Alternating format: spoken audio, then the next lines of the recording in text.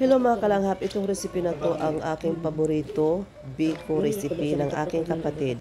Kaya samahan nyo siya for today kasi sa kanya tong recipe. So, nagpagiling lang ako sa palengke ng 3 niyog, din yung gata, 3 baso lang yung nilagay namin at saka squeeze yun yung ispiso na gata. Din pakuluan, lutuin yung gata hanggang sa ganito, pag yung mag-oily na yung kanyang mixture. So, pwede nyo na dito ilagay yung kalamansi, balat ng kalamansi at saka vanilla. Then, lutuin lang natin ito hanggang sa mag-reduce ang kanyang liquid. So, pag ganito na yung itsura, lumalatik na siya. Ganyan.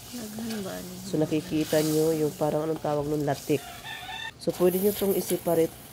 Pero sa amin ay hinalo na namin kasi mabango kasi yung biko. So, optional yun. So, pag ganito na, pwede nyo nang ilagay yung, maglagay tayo ng kunting asin. So, naglagay siya dito ng asin.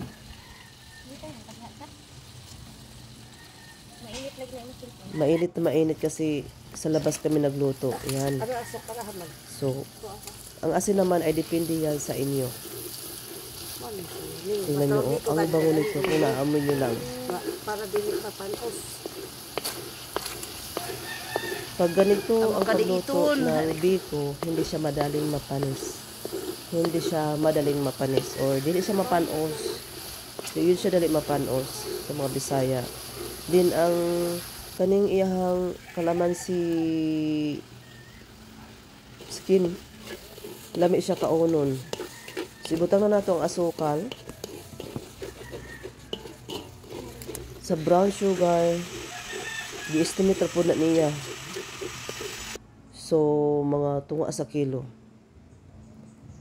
Then, ang pilit niya mong gigamit, i-combine na mo ang puting glutinous rice or yung pilit at saka yung purple.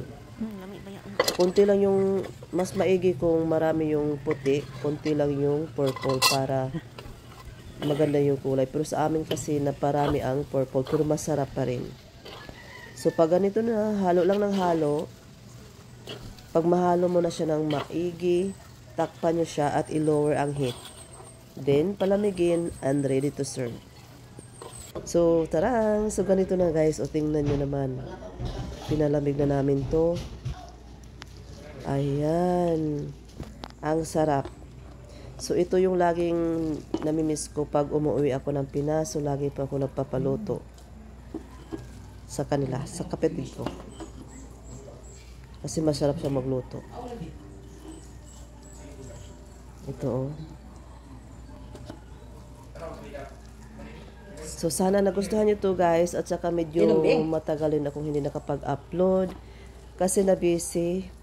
Pero salamat pa rin sa mga bagong subscribers. Shout out pala sa ating mga bagong subscribers. Kung saan man narating ang mga, kung saan narating ang aking mga video. So, nalilito pa rin ako guys kung kailangan ko ba talaga magbisaya o Tagalogin na lang kasi ay nabubulol po ako pag nagtagalog. Hindi naman ibig sabihin na hindi ako marunong magtagalog. Hindi lang nasana yung aking dila. Kaya naman, sana naman mo na magbas. Thank you for watching.